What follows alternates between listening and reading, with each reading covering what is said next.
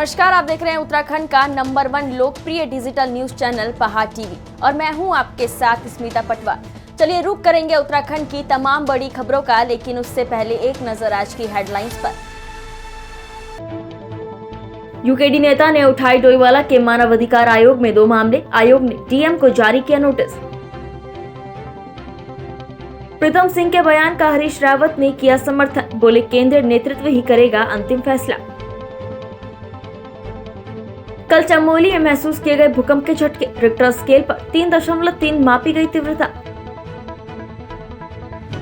सांसद प्रदीप टम्टा का दावा, इस बार कांग्रेस तोड़ेगी 2002 का रिकॉर्ड।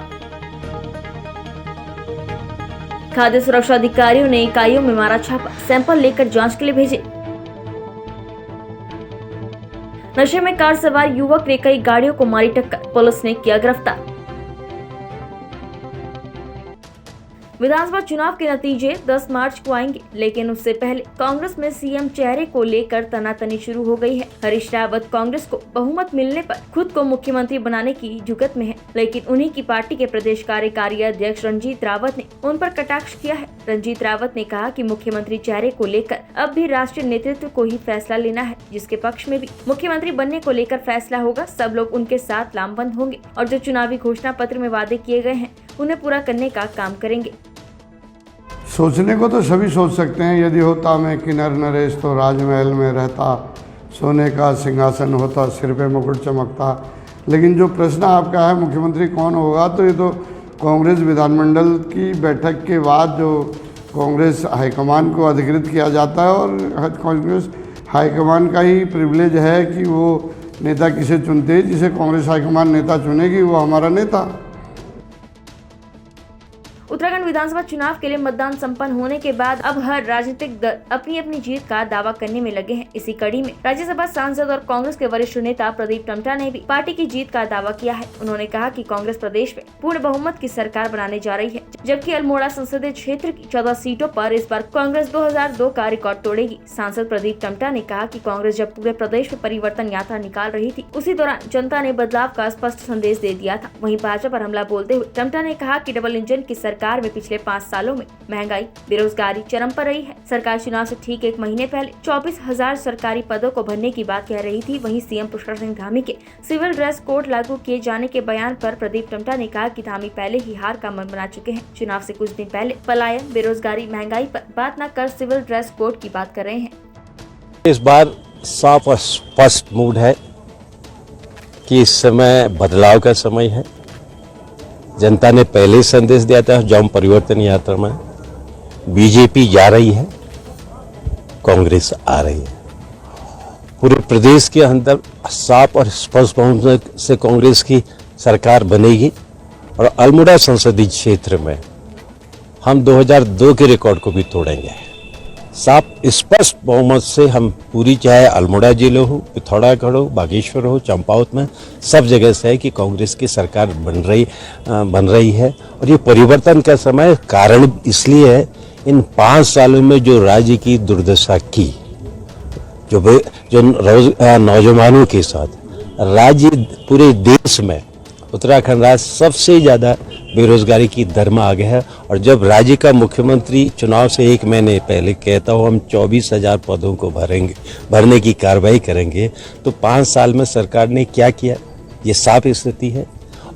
हरीश रावत के सीएम बनूंगा या घर बैठूंगा वाले बयान पर इन दिनों राजनीति गरमाई हुई है। बीजेपी जहां इसे लेकर कांग्रेस को घेर रही है, वहीं कांग्रेस में इसे लेकर हर रोज प्रतिक्रियाएं आ रही हैं। बीते रोज नेता प्रतिपक्ष ने हरीश रावत के इस बयान पर कहा था कि प्रदेश में सीएम कैंडिडेट का फैसला केवल राष्ट्रीय नेतृत्व करेगा, जिसका हरीश रावत ने भी समर्थन किया है। हरीश रावत ने एक बार फिर से उत्तराखंड में जीत का दावा करते हुए कहा कि प्रदेश में कांग्रेस पूर्ण बहुमत से सरकार बना रही है। बीते दिनों दिए गए बयान पर हरीश रावत ने कहा कि कांग्रेस की ये परंपरा रही है कि विधायक दल चुनकर कुछ नाम केंद्रीय नेताओं को बेचता है, जिसके बाद केंद्रीय नेतृत्व ही सीएम फेस पर फैसला करता है। साथ ही पूर्व मुख्यमंत्री हरीश रावत ने उत्तराखंड में ईवीएम से छेड़छाड़ की आशंका जताई है। उन्होंने कहा ये नई बात नहीं है कि उत्तराखंड में इस तरह की घटना को अंजाम दिया जा सकता है, क्योंकि उन्हें ऐसे इनपुट मिले हैं कि इलेक्ट्रॉनिक वोटिंग मशीन को बदला भी जा सकता है। इसलिए ईवीएम पर कांग्रेस अपनी पैनी नजर बनाए रखेगी। कांग्रेस प्रदेश अध्यक्ष गणेश गोदियाल ने अपने जिले के जिला अध्यक्ष को स्ट्रांग रूम के बाहर कड़ी नजर रखने के निर्देश जारी किए हैं। वो कह रहे जो प्रीतम सिंह जी ने कही वही सही। लेकिन प्रदीप पंडित जी कह रहे हैं कि पूरा इलेक्शन वो मैंने कहा जो प्रीतम सिंह जी ने कही, जो प्रदीप जी ने कही, जो और जी ने कही वही सब सही। सर कल आप पंजाब जा रहे हैं? आइए यशपाल जी से पूछिए। हाँ, कल सुबह निकल जाऊंगा। क्या कुछ कार्यक्रम? हाँ, ये एक आध सभाएं रखी है तो मैं जाने की कोशिश कर रहा हूँ। कुछ आम आदमी पार्टी को दिख रही है? नहीं, Congress all the way Congress. हम 4 सीट्स में जो है क्लियर कट चुनाव जीते हैं, जिसमें पंजाब, उत्तराखंड, गोवा और मणिपुर है। और उत्तर प्रदेश में हमने सांप्रदायिकता के वट वृक्ष को हिला दिया है और उसने गिरना निश्चित है। अब उनमें से कितना हमारे हिस्से आता है, कितना किसके हिस्से जाता है, वो देखने की बात है। क्योंकि मनोबल का वो है और जिसकी रही करनी जैसी वैसी भरनी पड़ती है। भाजपा को उसकी करनी का फल मिले। गंगोत्री विधानसभा में चुनाव संपन्न होने के बाद सभी प्रत्याशी अपनी जीत हार का गुणा भाग करने में व्यस्त हैं। वहीं दूसरी तरफ कर्नल अजय कोठियाल भटवाड़ी के सुदूर गांव सालंग में 5 किलोमीटर का पैदल रास्ता नापकर ग्रामीणों के बीच पहुंचे। 14 फरवरी को मतदान समाप्त होने के बाद कल सालंग में उन्होंने पहाड़ की समस्याओं को लेकर जनसंवाद किया। अपने चुनावी भ्रमण में कर्नल कोठियाल समय की कमी के कारण गाँव की जनता से नहीं मिल पाए, लेकिन ये पहली बार ऐसा है कि चुनाव संपन्न होने के बाद ही प्रत्याशी गाँव में अपने वादे को निभाने के लिए जनता से रूबरू हुए।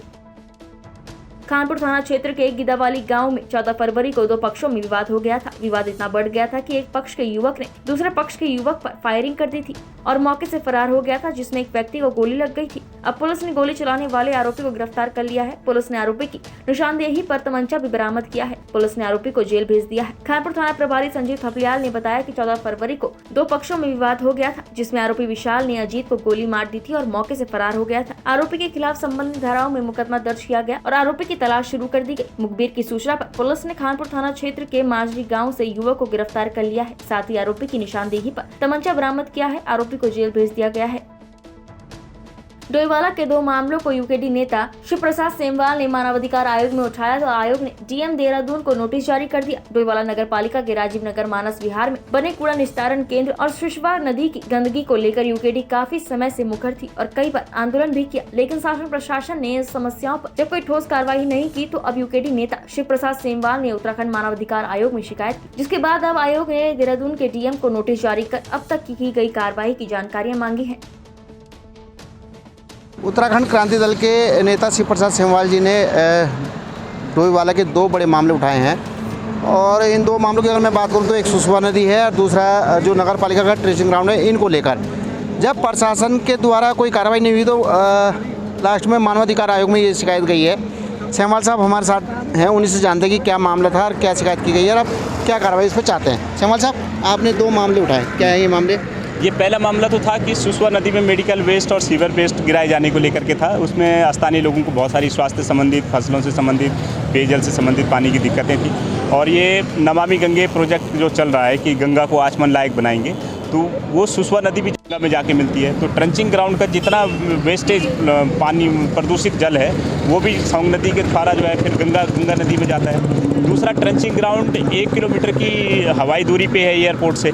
तो हमारा ये कहना है कि भाई जब मानकों के आधार पर जो है 1 किलोमीटर की दूरी पे इस तरीके से ट्रंचिंग ग्राउंड नहीं बन सकता है, खुले में नहीं बन सकता है। दूसरा, स्वास्थ्य संबंधी वहाँ पे दिक्कतें हैं गाँव वालों को, तो ये ट्रंचिंग ग्राउंड हटाने की हमारी मांग थी और दूसरा सुषवा नदी के लिए एक रिवाइवल प्लान जारी करवाने की मांग थी। तो इन दोनों का संज्ञान जो है मानवाधिकार आयोग ने लिया है और हमें उम्मीद है कि बहुत जल्दी जो जिलाधिकारी को इस पर नोटिस जारी हुआ है वो इस पर संज्ञान लेंगे। चाहते क्या आप, क्या होना चाहिए? हम लोग चाहते हैं कि एक तो ट्रंचिंग ग्राउंड हटे और दूसरा जो मेडिकल वेस्ट और जो सीवर वेस्ट जो सुषवा नदी में गिर रहा है शहर का, ये गिराया जाना तत्काल आपराधिक कृत्य इसको ठहराया जाए और ये बंद हो। धन्यवाद। तो ये शिव प्रसाद सेमवाल साहब थे जिन्होंने साफ कर दिया कि 2 मामले उठाए हैं। इन दोनों मामलों पे अब आयोग ने नोटिस जारी कर दिया है। चलिए देखने वाली बात होगी कि जिला प्रशासन क्या कार्रवाई करता है। राजकुमार अग्रवाल, पावर टीवी, डोईवाला।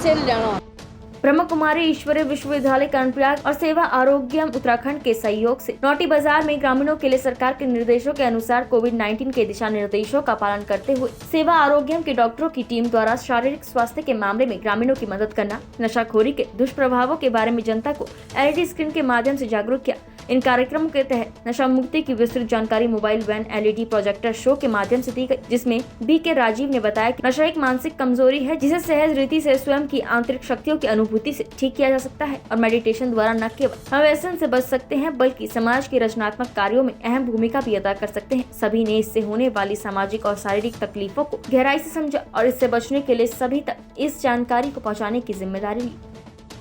बहुत आसान तरीके हमने ये पाठ पढ़ा है कि ये जो शरीर है ये अनमोल है कि नहीं है? इसका कोई मूल्य दे सकता है? इसका फिर भी एक मूल्य निकाला गया तो हमारा शरीर का, ठीक है? और खाना खा रहे हो ना, इस शरीर में ये दारू नहीं डालो। भगवान को बोल सकते हैं ना, और उसको बोलना मेरी मदद करना।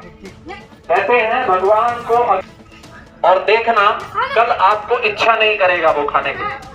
देहरादून जिले के ऋषिकेश में बड़ा हादसा होने से बच गया। यहाँ नशे की हालत में कार सवार युवक ने कई वाहनों को टक्कर मारी। इतना ही नहीं, चंद्रभागा पुल पर टायर फटने से कार बेकाबू होकर पलटने से भी बच गई। मामले की सूचना मिलते ही पुलिस भी मौके पर पहुंची। पुलिस ने कार सवार युवक को हिरासत में लेकर गाड़ी को अपने कब्जे में ले लिया। जानकारी के मुताबिक युवक तपोवन से नशे की हालत में कार को लेकर निकला था। इस दौरान चालक ने कई वाहनों को टक्कर मार दी। कई लोगों ने चालक का पीछा करने की कोशिश की, मगर रफ्तार तेज होने की वजह से कार चालक आंखों से ओझल हो गया। कुछ ही देर में चालक चंद्रभागा पुल के पास पहुंचा, जहां टायर फटने से कार बेकाबू हो गई और पुल की रेलिंग से जा टकराई। यदि रेलिंग नहीं होती तो कार पुल से नीचे भी गिर सकती थी। मौके पर मौजूद लोगों ने चालक को कार से बाहर निकाला। इसके बाद मौके पर पहुंची पुलिस ने आरोपी को हिरासत में लेकर पूछताछ की।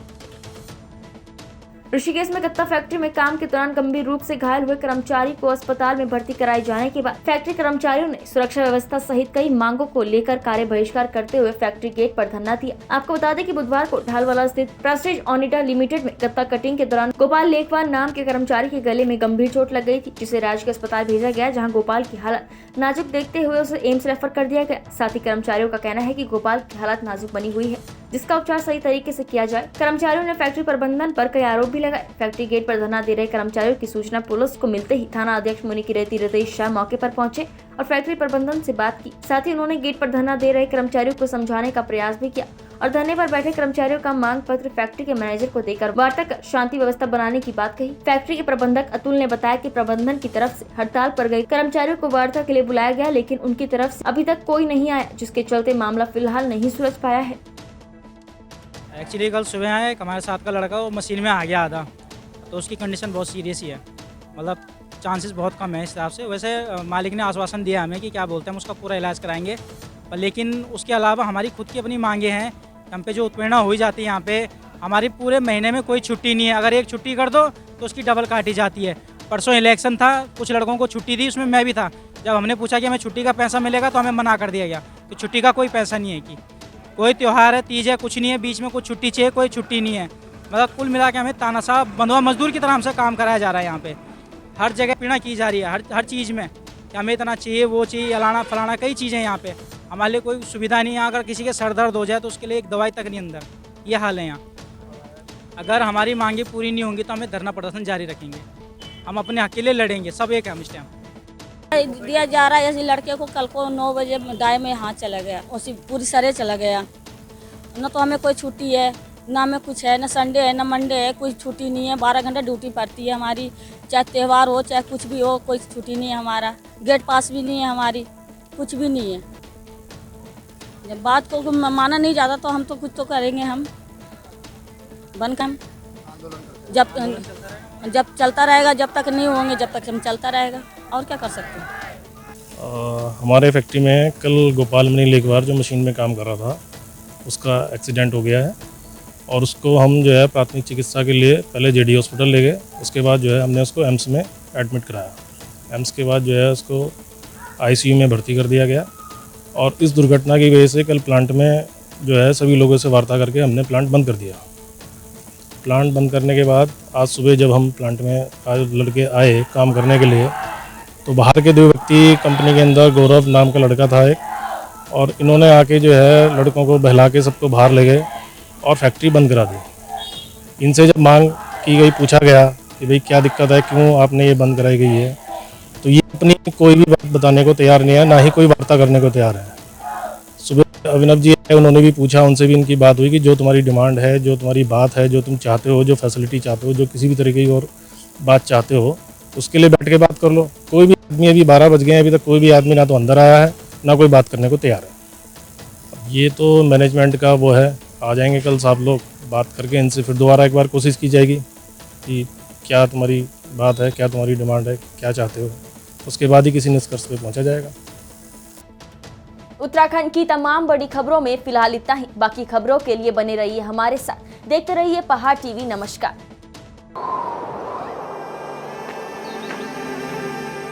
है बेखौफ उम्मीद का रंग।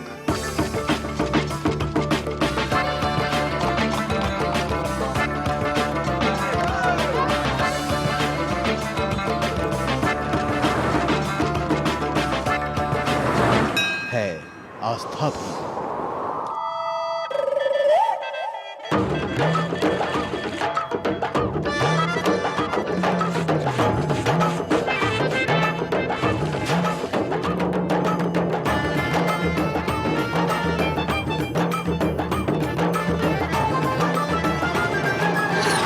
ये है मेरा उत्तराखंड।